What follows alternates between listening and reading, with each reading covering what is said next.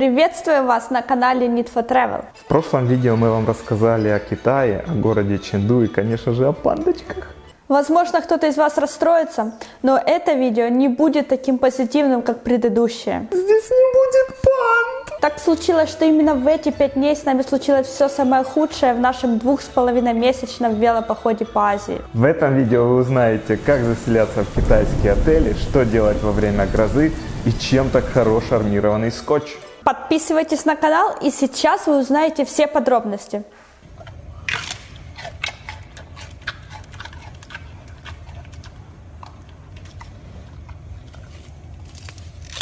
Подписались?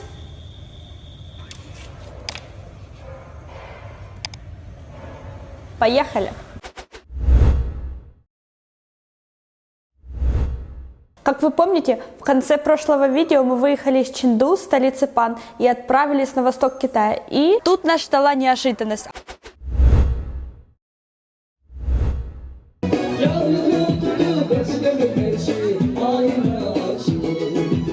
Первой неожиданностью было то, что в этом большом городе ни в одном отеле, кроме самого дорогого, не могли нас заселить. А в самом дорогом номер стоил $50 в сутки, что было бы слишком дорого для нас, для того, чтобы просто переночевать и помыться. Мы решили, что пора ночевать в палатке. И даже китаец, который помогал нам заселиться в отеле, показал нам направление, где лучше поставить палатку. Туда мы и отправились. Короче, стемнело, решили ночевать в палатке, решили набрать бензина, и это оказалось нелегко. Второй неожиданностью оказалось то, что бензин купить без прав просто невозможно. У нас даже был специальный баллон для бензина, и мы хотели временами готовить на горелке еду. Ну, тут мы уже нормально так провели время на этой заправке. Оля, он уже даже сидит, ест. Без еды будем. Мы все-таки нашли место, чтобы поставить палатку. Это оказалось прям, можно сказать, в центре города, но там была заброшенная территория, где в 6 утра потом пришли строители и начали расчищать территорию. Какое было их удивление, когда они обнаружили там нас. Как вы понимаете, палатку мы собрали очень быстро, и завтракать пришлось в парке.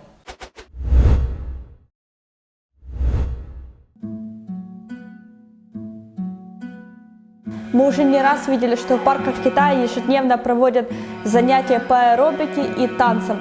Но чтобы ушу и бабушки, балансировавшие мячиками на ракетках, такое мы видели впервые.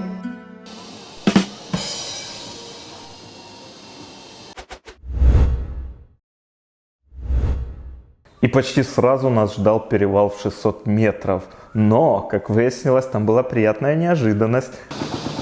Мы едем на гору с названием «Цветение персика», и об этом все говорит, потому что по пути, по дороге на подъеме постоянно вдоль трассы стоят продавцы, продают вот такие огроменные персики. Кстати, персики здесь стоят недорого, около $1, $1,5 за килограмм можно купить такие вот уже классные, вкусные персики.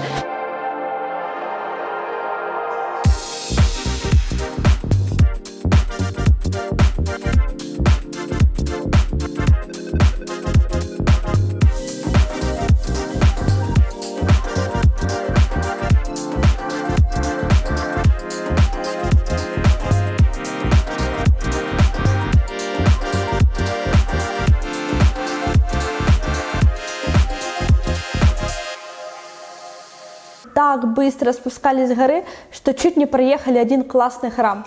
А он стоит, чтобы туда зайти. Тем более вход был бесплатный, разве что охранники попросили нас купить свечки.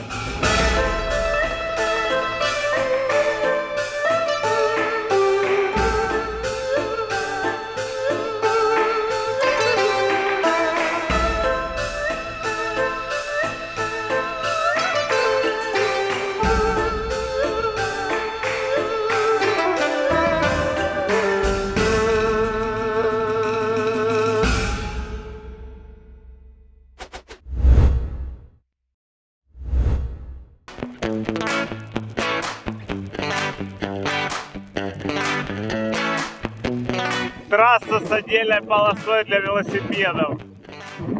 Обалдеть. Велодорожка прям на трассе. Так и до этого была отдельная полоса. Да. Так сейчас кроме отдельной полосы еще и велодорожка вообще. Хоть на скейте путешествовать. Бензин все равно не продают.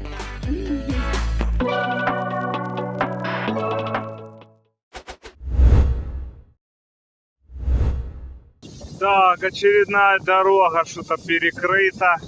То одна, то другая, везде стройки. Надеюсь, не придется объезжать. Сейчас проверим. Блин, 5 километров осталось и перекрыли дорогу. Китайцы строятся очень быстро, но эту дорогу они не успели построить к нашему приезду. В результате они пропускали только служебные машины и велосипедистов. И вот еще одна неожиданность. Мы выехали в обычный провинциальный город, на карте он выглядел как какой-то ПГТ, а оказалось просто вау. Вот так выглядит китайская провинция. Только чуть позже мы доехали до привычного в нашем понимании китайского поселка, и дети там не упустили возможности с нами познакомиться. Мы успели доехать до города к сумеркам и начали проверять там все отели, которые только могли найти на карте. В третьем отеле, который был нашей последней надеждой, девушка такая: да, можно, конечно, начала нас регистрировать, а потом такая: ой, я не могу вас зарегистрировать, надо, чтобы вы съездили в полицию. Так, нас забирают в полицию, потому что мы не можем остановиться в отеле. Они не могут идентифицировать наши документы, поэтому надо какой-то сертификат из полиции. Они вначале говорили, чтобы мы сами его получили. Я написала, что мы не знаем, где это и как это сделать. И тогда... И ее тетя согласилась отвезти нас в полицию на такси. Полиция такая: о, туристы, мы не знаем, что делать. Тетя в результате просто нас отвезла обратно в гостиницу. И девушка такая: ну, я не знаю тоже, наверное, надо, чтобы вы в дорогую гостиницу поехали. Там вас точно зарегистрируют. Естественно, дорогая гостиница нас никак не могла устроить. И девушка немножко подумала и такая: ладно, я вас сейчас попробую зарегистрировать. Мы 4 часа сидели на ресепшене и уже просто не знали, что делать. Оля несколько раз даже засыпала. И тут нас ждал просто апофеоз в незнании английского языка. Девушка не знала латиницу вообще, она не знала, где в паспорте написано имя, где в паспорте написан город. В результате она попросила сказать, как будет слово «Запорожье», это наш родной город, на китайском. Но, слава богу, карты Байду выручили. Мы просто на карте Байду нашли место, где должно быть Запорожье, и там была вот эта вот надпись. Это... И, естественно, ей понадобился номер нашего китайского друга. Хорошо, что мы уже познакомились с китайцем до этого. Вот такой нам номер дали за $15. Велосипеды разрешили занести прям в комнату, потому что поставить внизу просто негде. Можно было поставить на улице. Ну, нет, на улице мы не согласны. К счастью, чтобы мы могли выспаться, нам разрешили позже выселиться из отеля, аж в 2 часа дня. Не в состоянии еще раз переживать эту 4-часовую эпопею с заселением в отель, мы решили заночевать эту ночь в палатке. Едем сейчас по китайской глубинке. Как видите, дороги здесь идеальные, ехать очень удобно.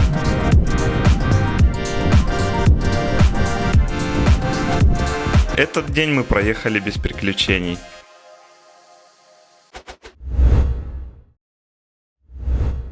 По карте Baidu Maps мы нашли тупик в конце дороги, где нас не будет видно, и поставили там палатку. Вроде бы все в порядке, наконец-то можно отдохнуть, но нет.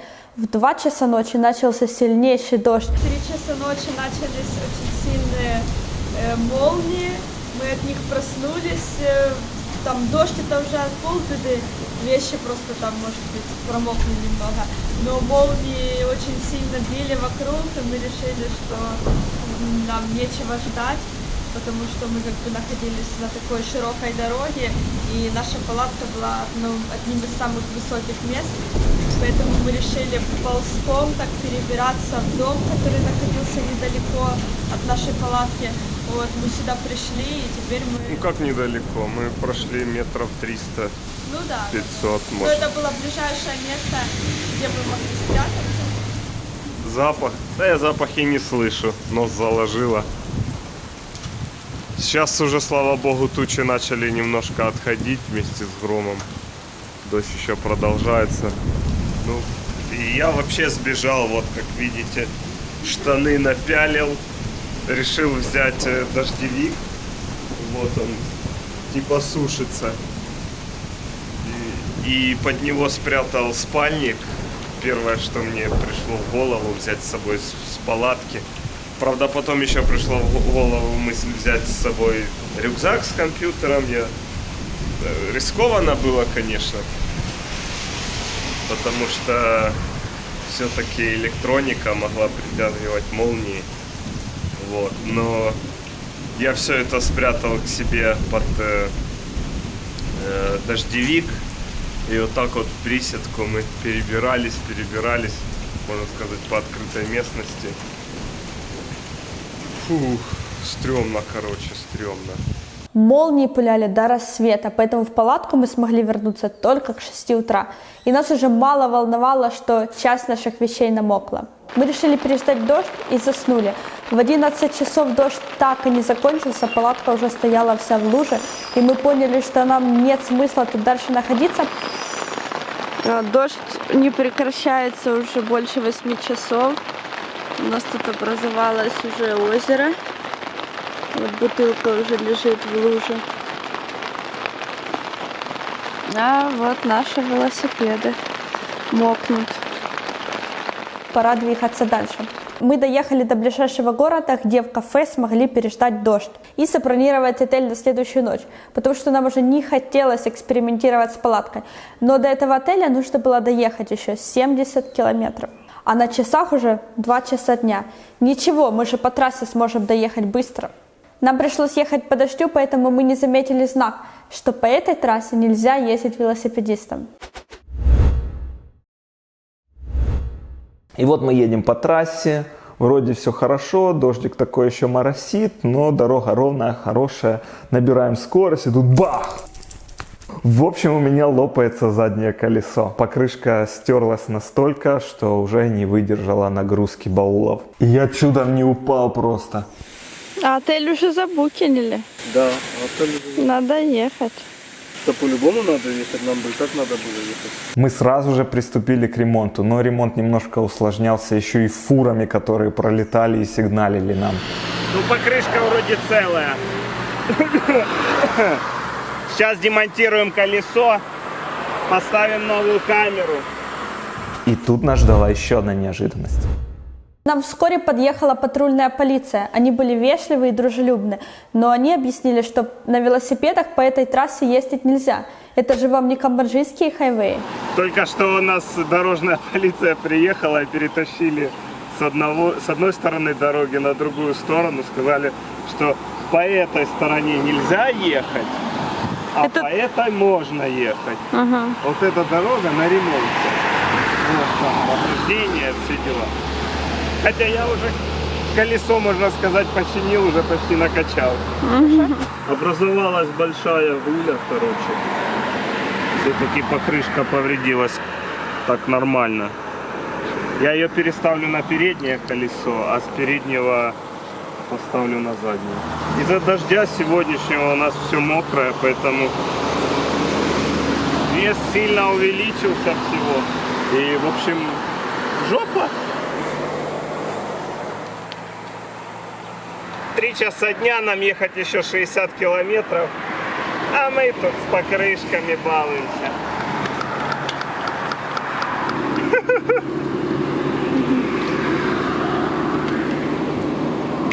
Какой хороший скотч. Патрульная полиция уехала, но подъехали дорожные работники и начали объяснять нам то же самое, но уже на китайском.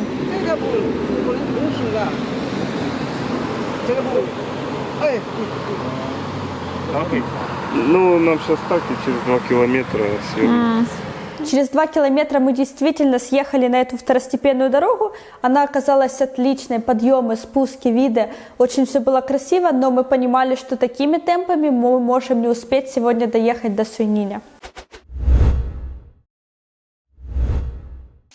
Нас согнали с трассы, и вот мы теперь едем в объезд, и дорога закончилась хорошая, и началась вот такое вот. Мы потратили определенное время, чтобы пройти эту грязь. Едем дальше. Второй раз за день уже чинимся. Да, теперь Оля пробилась.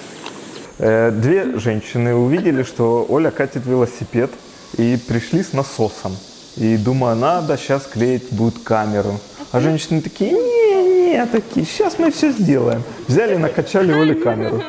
И такие типа эти. Ну, я понял, что объяснять им просто нет смысла, что камеру нужно было сначала заклеить.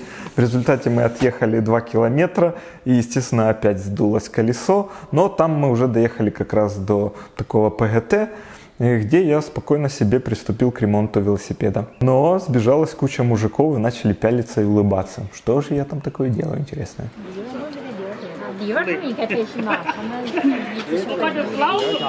Самые продвинутые китайцы даже решили предложить нам свою помощь. Одни люди позвонили своей дочке, которая якобы учила английский где-то, и чтобы она со мной пообщалась. Но конструктивного диалога не вышло. Yeah, thank you. На часах было 5 часов вечера, ехать нам оставалось еще 50 километров по непонятно какой дороге, и мы поняли, что нам пора уже сдаваться китайцам и пользоваться их искренним желанием нам помочь. Конечно же, для них оказалось честью нам помочь. Они все гордо шагали по главной улице города и вели нас в отель, а некоторые даже махали из окон и присоединялись к шествию. Все это было похоже на какой-то праздничный парад. Дальше от нас уже почти ничего не зависело. Нас пригласили в соседний ресторан, где я, кстати, смогла объяснить китайцам, что я хочу свежие огурцы. Они, конечно же, это сделали, но потом всем селом ходили и смотрели, что я такое странное заказала. А пока мы ели в ресторане, в отель приехала полиция, и они начали нас регистрировать. На это ушло 1,5 часа, намного меньше, чем было в прошлый раз. Пока мы ждали окончания регистрации, в отель начали сходиться люди, и некоторые родители начали показывать нас своим детям. Мол, смотри, какие чудики к нам приехали на велосипедах. Это было похоже на то, как будто они показывали пандочку своим детям. Утром к нашему отелю приехало телевидение, и мы сразу подумали, что это за нами, потому что это же могла быть сенсация, когда еще в этот поселок вообще приедут иностранцы. Да мы, наверное, вообще были первые в этом городе иностранцы. Кстати, когда мы ехали по китайской глубинке, то китайцы им просто в голову не могло прийти, что мы не понимаем по-китайски. Даже когда мы говорили фразу «тимбадон», что значит «я не говорю по-китайски», они все равно продолжали с нами говорить по-китайски, только более громко и четко. Потому что, как это образованные люди, которые приехали из какой-то другой страны, как они могут не уметь читать и писать по-китайски? Это же вообще немыслимо. Сегодня погодка бомба. Мы решили остановиться и прям на дороге развесить наши вещи. Палатку особенно, она мокрющая, просто с нее хоть выжимай воду. Думаю, минут 10, может 20, и все будет сухое. Это я только развесил, и она уже местами сухая. Круто.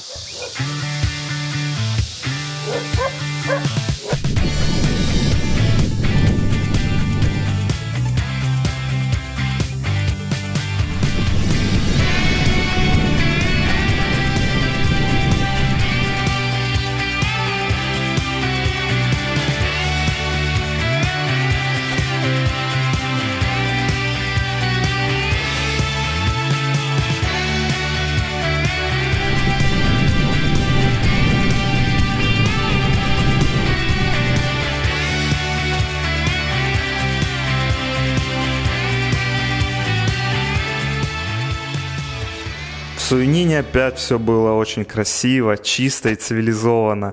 И нам снова нужно было заселиться в отель. Мы решили выбрать тот же отель, в который не доехали прошлой ночью.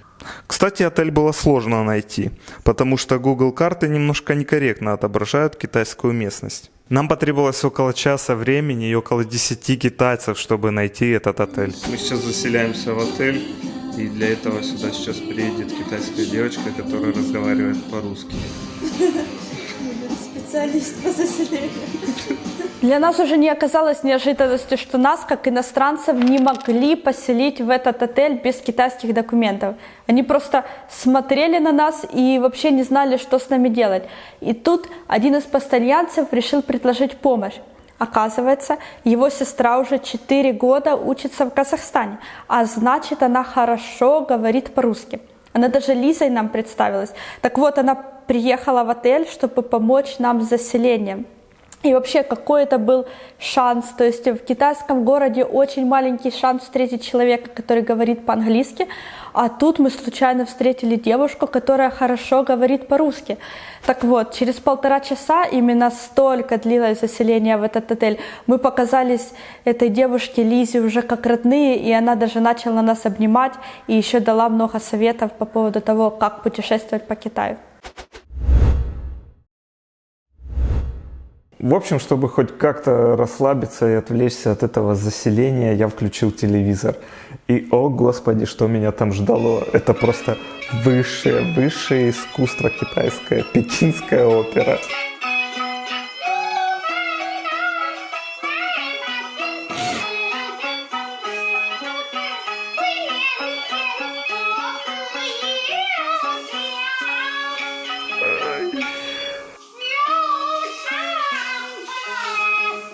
Мы решили больше не включать телевизор и уснули.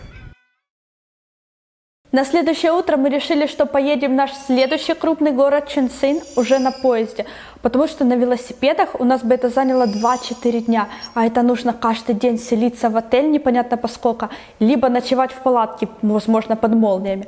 А в Чунцине нас уже ждал наш хост, которого мы нашли по каучсерфингу, и нам уже не терпелось к нему поехать. Нам объяснили, что мы не можем взять велосипеды в китайские поезда. Хотя позже оказалось, что может и можем, если упаковать их так, как мы упаковывали в самолете. Но, как выяснилось, даже хорошо, что мы сдали велосипеды в службу доставки багажа, потому что места в поезде все равно не было. Мы должны приехать в Чунцин через 2 часа, а велосипеды через 2 дня.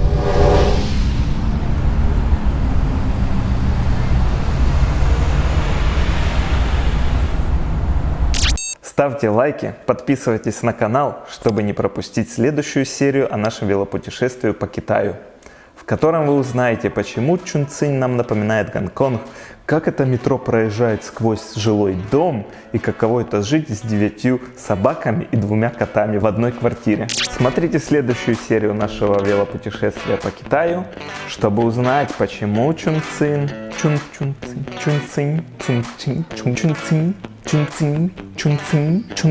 чтобы узнать, почему Чунцин так напоминает Гонконг,